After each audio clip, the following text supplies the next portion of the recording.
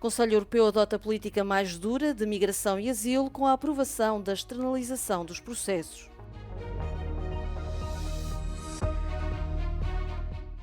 Os moldavos preparam-se para eleger o seu próximo presidente e para votar sobre a possível adesão à União Europeia. A Câmara Baixa do Parlamento Russo aprovou um projeto de lei que proíbe a propaganda que desencoraja as pessoas a terem filhos.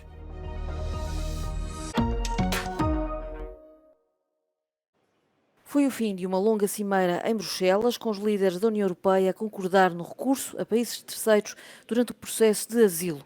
Uma ideia polémica que marca uma mudança e uma abordagem mais dura na política de migração e refúgio do Bloco. Os países da União discutiram como vão ser feitas as deportações de requerentes de asilo cujos pedidos tenham sido recusados.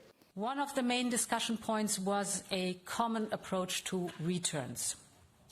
Today, we see that all those who have no right to stay in the European Union, only 20% of those who have a return decision really are returned to their countries of origin. O Conselho Europeu também debateu as possíveis respostas aos ataques híbridos da Rússia e da Bielorrússia, que enviaram migrantes para as fronteiras da Finlândia e, mais recentemente, da Polónia, como forma de desestabilização.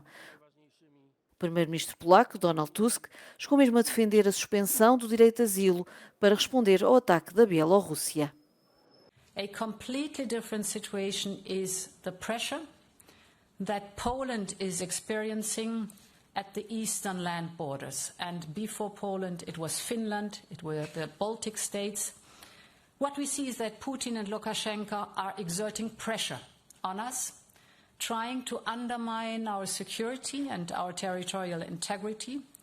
These are hybrid attacks by state actors. And therefore, Poland and other member states need to be able to protect our union from these hybrid attacks. What's clear is this is a whole new world for asylum policy and the European Union. What's not clear is how these return hubs will actually work. In particular, what happens to those asylum seekers who have had their claims denied when they're sent to third countries, and can their basic rights under international law be guaranteed? Shona Murray, Euronews, Brussels.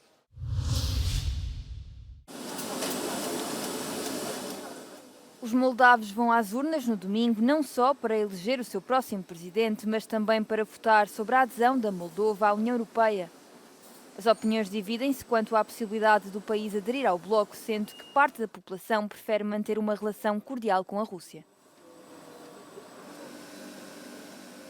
Acest referendum are cu adevărat chiar o valoare existențială pentru noi, pentru cetățenii moldoveni, fiindcă va determina alegerile de civilizație pentru statul nostru și pentru societatea moldovenească. Noi, cu adevărat, suntem europeni, în sensul că aderăm la civilizația europeană, sau continuăm să rămânem sovietici și aparținem unei civilizații care a plecat în istorie. As autoridades da Moldova alertaram para o facto da Rússia estar a tentar desviar as eleições da adesão à União Europeia. O país estima que Moscou tenha gasto cerca de 100 milhões de euros para prejudicar o processo eleitoral através de campanhas de desinformação destinadas a influenciar ou a suprimir o voto. Na quinta-feira, o primeiro-ministro da Moldova aconselhou os eleitores a manterem-se atentos. De voi, dragi cetățeni, depinde să opriți atacul asupra democrației. Duminică voi faceți alegerea. Ne întoarcem în trecut, singuri, fără resurse pentru dezvoltare, vulnerabili în fața provocărilor, sau mergem în viitor, în familia țărilor civilizate. Majoritatea tinerilor care am vorbit aici la Chișinău au spus că își doresc ca țara să facă parte din structurile europene. Pentru ei, integrarea europeană înseamnă locuri mai bune de muncă, dar și o realizare mai bună profesională. Moldovenii așteaptă în primul rând creșterea salariilor și investiții mai bune în infrastructură, în special în infrastructura rutieră. As ultimas sondagens indicam que cerca de 60% dos jovens moldavos apoiam a adesão do país à União Europeia. Israel confirmou a morte de Yahya Sinwar. O líder do Hamas foi morto numa operação das forças israelitas em Rafah, na faixa de Gaza. A confirmação foi dada inicialmente pelo ministro dos Negócios Estrangeiros israelita e depois pelo próprio Benjamin Netanyahu, que disse que o mal sofreu um duro golpe, avisando também que a tarefa israelita não está completa e a guerra não acabou. Sinwar substituiu Ismail Haniyeh na liderança do grupo militante, sendo um dos principais arquitetos do ataque do Hamas a Israel a 7 de outubro.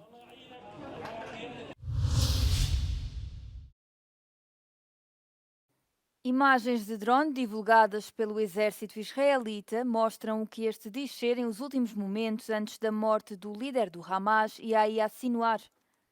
Nas imagens é possível ver um homem sentado numa cadeira com a cara tapada, possivelmente para esconder a sua identidade, numa sala destruída por bombardeamentos.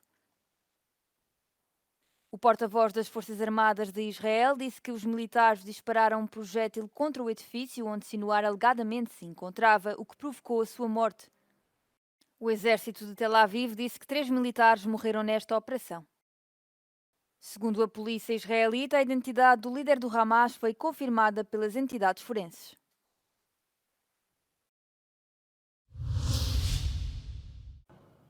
Ainda há um longo caminho a percorrer até à sentença final, mas a audiência desta semana será crucial no julgamento Open Arms que envolve o líder do partido italiano Liga, Matteo Salvini.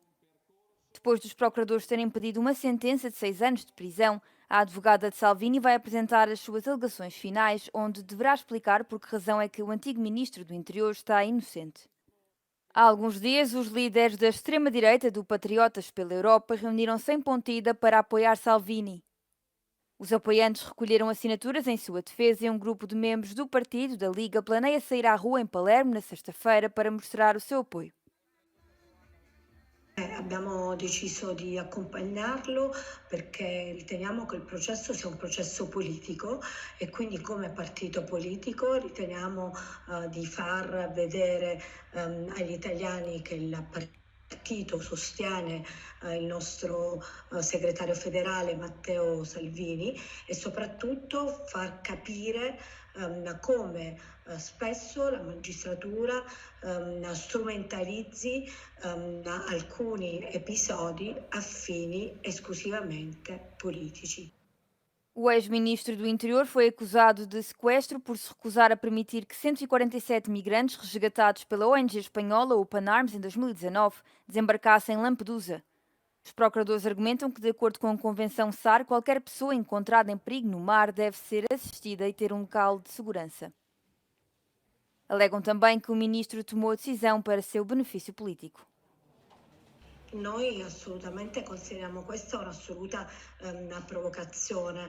Noi pensiamo esattamente che Matteo Salvini ha esercitato un potere da ministro degli interni, un potere politico, tra l'altro condiviso dalle altre parti politiche che erano al governo con lui.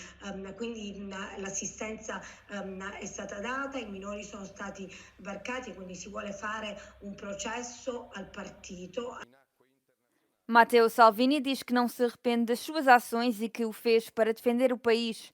Se for condenado, o ministro poderá ser impedido de exercer cargos públicos, mas isso poderá demorar algum tempo a entrar em vigor, uma vez que o líder da Liga pode decidir recorrer da decisão do juiz.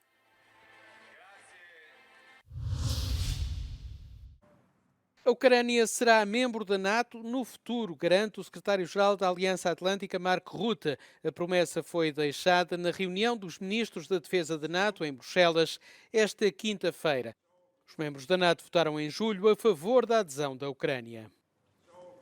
He has to be absolutely assured that 32 allies are united in making sure that collectively we will do whatever is needed to make sure that Ukraine can prevail, that Putin will not get his way. O presidente ucraniano Volodymyr Zelensky esteve na capital belga para se encontrar com os ministros da NATO, mas também com os líderes da União Europeia, reunidos esta quinta-feira em Cimeira, e procurar apoio ao plano de vitória que delineou. A proposta inclui 5 pontos para derrotar o presidente russo Vladimir Putin na invasão em grande escala da Ucrânia, que dura há 3 anos. O primeiro ponto do plano é receber um convite para aderir à NATO.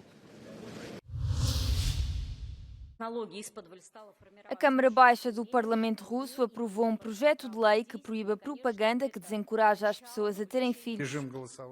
A nova legislação criminaliza a divulgação de informações que defendem a ausência voluntária de filhos e torna-a punível com coimas que podem chegar aos 47 mil euros. Ведь мы с вами, в принципе, сформировали правовое поле, в рамках которого защитили детей, семьи, наши ценности. И сегодня мы вносим дополнение в принятые ранее законы, где запретили пропаганду педофилии, ЛГБТ, sмену пола. Os apoiantes do projeto de lei afirmam que os argumentos públicos contra a maternidade fazem parte dos alegados esforços ocidentais para enfraquecer a Rússia, incentivando o declínio da população. Nos últimos anos, o presidente Vladimir Putin e os seus altos funcionários têm apelado cada vez mais aos valores tradicionais. À medida que a população russa diminui, Putin tem feito declarações a favor de famílias numerosas e no ano passado incentivou as mulheres a terem até 8 filhos. Desde que enviou tropas para a Ucrânia em fevereiro de 2022, o líder do Kremlin tem acusado o Ocidente de tentar destabilizar a Rússia através da exportação de ideologias liberais. Enquanto algumas pessoas aceitaram a aprovação do projeto, ativistas dos direitos das mulheres mostraram-se indignados, defendendo que os legisladores estão a procurar a causa da diminuição da natalidade no lugar errado. Мы очень много лет работаем с женщинами из разных социальных слоев, и отказ осознанный от рождения ребенка в первую очередь вызван материальными и экономическими факторами. O projeto de lei precisa de mais 2 leituras na Duma e da aprovação da Câmara Alta do Parlamento antes de ser enviado a Vladimir Putin para a aprovação final.